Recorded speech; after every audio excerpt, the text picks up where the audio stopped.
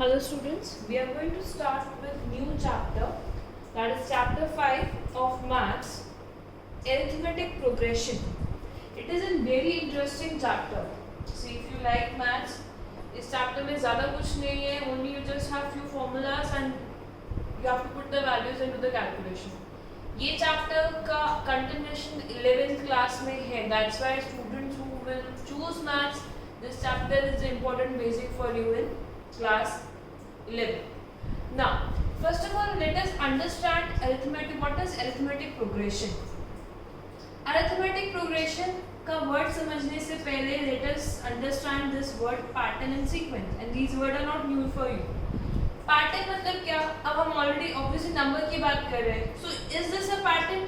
1 है, 2, 3, 4, and so on. It is also known as sequence, right? Writing a numbers in a particular order are known as sequence or pattern, right? So 5, 10, any kind of table when written in without skipping any form is known as a sequence or pattern. Like in this question, salary of a person is 8,000 rupees. उसको annual increment मिल रहा है 500 का. तो अगर मुझे उसकी salary every year लिखनी है तो क्या होगा? फर्स्ट ईयर में 8,000, नेक्स्ट ईयर में 8,500, then 9,000 and then so on. Okay, so these are the examples of pattern. 1 square, 2 square, 3 square. It is not necessary to put dot dot dot. Dot dot dot means it is continuous. यहाँ पे इतना ही pattern और sequence है, right? Root 2, root 3, root 4 and so on. So these are the examples of patterns and sequence. अब what is AP? Arithmetic progression का short form AP है. हम usually chapter जब भी बोले हम करेंगे उसमें हम एपी ही बोलते हैं, right? We don't use arithmetic progression for. AP means दो सीक्वेंस जिसमें फिक्स नंबर ऐड हो रहा है. मतलब अब हम यहाँ इस सीक्वेंस की बात करते हैं. अब इस सीक्वेंस में आप नोटिस करोगे फर्स्ट टर्म है 1, फिर 2, फिर 3. हर में 1 ऐड हो रहा है तभी आगे सीक्वेंस प्रोसीड कर रहा है. यस और नो? इसमें आप देखोगे 5 के बाद 10, 5 ऐड हो रहा है, वापस से 5 ऐड हो रहा है, तो it is a sequence. So this two sequence are also known as AP. I have written the definition of AP here. List of numbers in which each number is obtained by adding fixed number to preceding number. Each number is obtained by adding a fixed number to a preceding number. अच्छा 4 के बाद कौन सा number आएगा? Sequence में 5, 1 add करें 6 and so on. So this is an AP. Same में इसके बाद क्या आएगा? 20, 25. So it's an AP. यहाँ पे सैलरी में भी we are adding fixed number. So it is 9,500, right? 10,000 and so on. So even third point is an example of AP. Let us see fourth one. Fourth में 45 है, 43 है. यहाँ पे हम देख रहे हैं 2 कम हो गया. 43 के बाद 41 है, अगेन 2 कम हो गया. 41 के बाद 39 है, 2 इज लेस.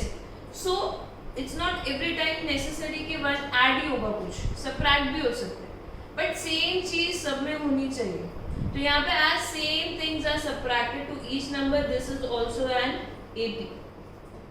अब फिफ्थ वन स्क्वायर है. स्क्वायर में तो सेम चीज ऐड नहीं हो रही. हम इसको सॉल्व भी करेंगे तो ये 1, 4 and 9. 1, 4 लाने के लिए 3 ऐड हो रहा है, 9 लाने के लिए 5 ऐड हो रहा है. तो सेम थिंग हम ऐड नहीं करें. तो this is an example of sequence but not an AP. 6, root 2, root 3 root 2 subtract नहीं हो सकता. रूट 4, रूट 3 अगेन सबट्रैक्ट नहीं हो सकता. It is an irrational number. So again this is example of sequence not an AP. Let us make one more AP. 11 में हमें 6 add करना है. तो 11 के बाद का टर्म क्या हो जाएगा? 17. फिर वापस से नेक्स्ट टर्म फाइंड करना है तो क्या हो जाएगा? 6 ऐड करना पड़ेगा. So it will be 23. Again we need to add 6, so it is 29 and so on. ऐसे आप कितने भी टर्म्स फाइंड कर सकते हो. तो ये चैप्टर में मेन हम क्या सीखने वाले हैं? AP बनाना. अगर सपोज ये एपी में मुझे 100 टर्म फाइंड करना है तो आप ऑब्वियसली हर बार 6 इतनी बार तो ऐड नहीं करोगे. तो how that will be easy for us. अगर मुझे फाइंड करना है इसका 5th टर्म कौन सा होगा, 10th टर्म कौन सा होगा, तो हाउ टू फाइंड दैट. इन सब एपी का सम क्या होगा, मुझे सम ऐड करना है इनका. तो again that will make easy, the formulas will make things easy. Okay, so AP में क्या क्या चीजें हमें ध्यान रखनी है वो देख लेते हैं.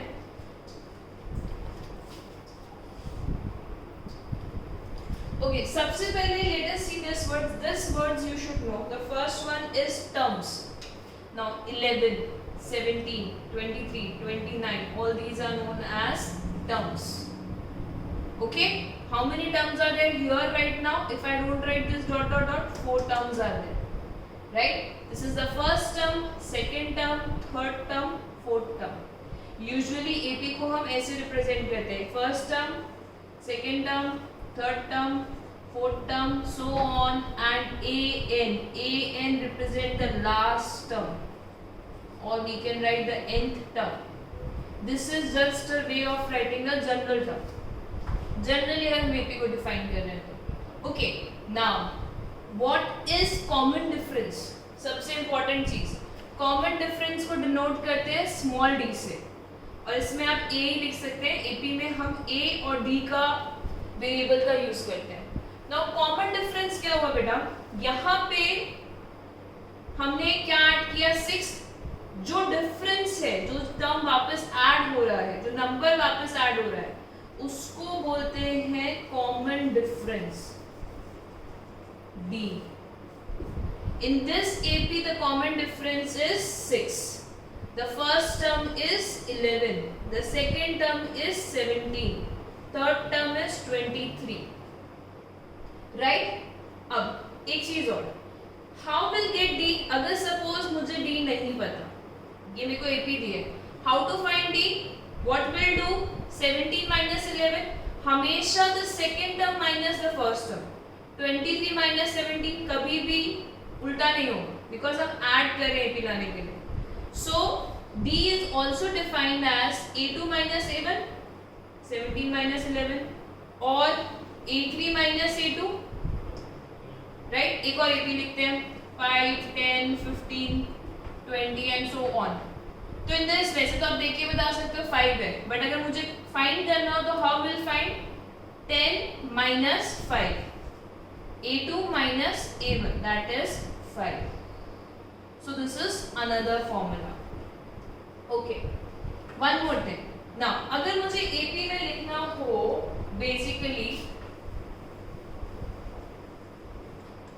मुझे जनरल टर्म में लिखना हो, यूजुअली A1 को हम ले लेते हैं A, जो फर्स्ट टर्म होता है हम उसको डिनोट करते हैं A. हमारा सेकेंड टर्म कैसे आएगा, जैसे ये 11, ये कैसे आया 11 plus 6 करके, ये कैसे आया 11 plus 2 बार 6 हमने ऐड किया. तो सेम वे जो general term is A plus D, common difference, A plus 2D, A plus 3D and so on. तो A1 is equal to A, A2 is equal to A plus D, A3 is equal to A plus 2D, A4 is equal to A plus 3D and last term के लिए हम बाद में करेंगे. ठीक है, तो ये भी क्लियर हो गया कॉमन डिफरेंस. अब फाइनाइट एबी और इनफाइनाइट एबी में डिफरेंस क्या होता है. फाइनाइट एबी मतलब जिसका लास्ट टर्म फिक्स होगा. अगर मैंने यहाँ पे 40 लिख दिया तो ये फाइनाइट एबी है, जिसका लास्ट टर्म होता है. और इस साल इस चैप्टर में हम सिर्फ फाइनाइट एबी से डील करेंगे. जो एबी एंड हो जाता है, जो प्रोग्रेशन सीक्वेंस एंड हो जाता है, that is finite AP. What is infinite AP, जिसमें लास्ट टर्म हमें नहीं पता क्या होगा, that is infinite AP, and we are only going to deal with finite AP this year. So let us see few examples, कैसे questions आते हैं and how to do them. Okay, the first example of your textbook is for AP 3/2, 1/2, minus 1/2, minus 3/2. Write first term, that is A. I told you first term को हम कैसे represent करते हैं A, and find the common difference. हमें उसका common difference find करना है. Common difference को कैसे रिप्रेजेंट करते हैं, D से. तो what will be the first term, very easy, A is 3/2. That's it. Common difference कैसे फाइंड करते हैं? Second term minus first term. a2 minus a1 will give us d. आप a3 माइनस a2 भी कर सकते हैं, but it obviously we do a2 minus a1. So what it will be? 1/2 minus 3/2. That will be equal to -1. D can be negative, positive, 0. कुछ भी हो सकता है. 0 के केस में क्या होगा? जब AP होगा 5, 5, 5, so on. In that case D is 0. So this is the first example of the textbook जिसमें आपको first term और common difference find करना था. Okay, now let's see example 2, textbook example 2. Question is you have to check whether it is in AP or not. First आपको check करना है क्या ये sequence AP में है, और अगर AP में है तो आपको उसके next term भी लिखना है. तो AP में कैसे करते हैं बेटा? फर्स्ट वाला हम करते हैं चेक. AP में कैसे होगा, कैसे फाइंड करेंगे? D. The only way to find is this in AP or not is to find D. अब इसमें देखो आप डायरेक्टली गेस नहीं कर सकते हो, तो D के लिए first will do A2 minus A1, that is -1 या क्या -2. एक से हमें पता चलेगा नहीं, एटलीस्ट 3 बार हमें करना पड़ेगा तो चेक तीनों में सेम आ रहा है कि नहीं.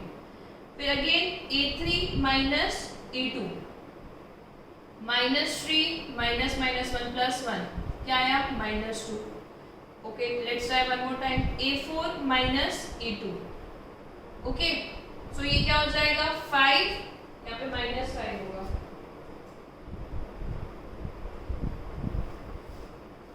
-5 minus -3 plus 3 that is -2. Okay, so if you see तीनों केस में कॉमन डिफरेंस सेम आ रहा है. Since common difference is same,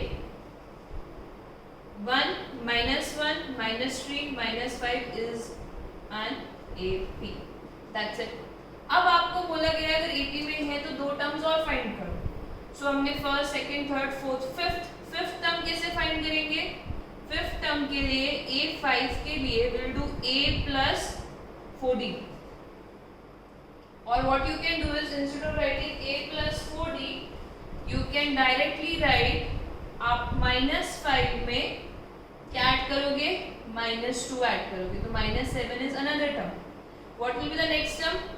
-7 में -2 ऐड करेंगे मतलब you should know this, right? So it will be -9. So the next two terms are -7 and -9. Let us see question 2. Again check करना है AP में है कि नहीं, देखकर नहीं बता सकते हैं बेटा. सो D is A2 minus A1. 2 minus -2 that is 2 plus 2 4 हो गया. Again let us do D के लिए A3 minus A2 -2 -4. अब हमें 2 टर्म करते ही पता चल गया कॉमन डिफरेंस सेम नहीं आ रहा. So therefore -2 is not an AP. जरूरी नहीं है आपको सबका करना है. अगर 2 टर्म्स कंसेक्यूटिव टर्म्स आपके आ गए, कॉमन डिफरेंस सेम नहीं है, so you can directly write it is not an AP. Let us do one more, third one. अब इसमें आप बोलोगे मैम देखते ही पता चल रहा है सेम चीज ऐड नहीं हो रही, बट एटलीस्ट यहाँ तक हमें दिखाना चाहिए. D A2 minus A1 I'm writing directly. 1 minus 1 0. Next D 1 minus 1. तो अभी तक तो कॉमन डिफरेंस सेम आ रहा है, बट एक और D जब हम फाइंड करेंगे तो it is 2 minus 1. Since D is not same, it is not an AP. So this is the first part of the chapter. Just an introduction of AP to understand what is first term common difference AN. Okay, the next topic we'll see in the next video. Thank you.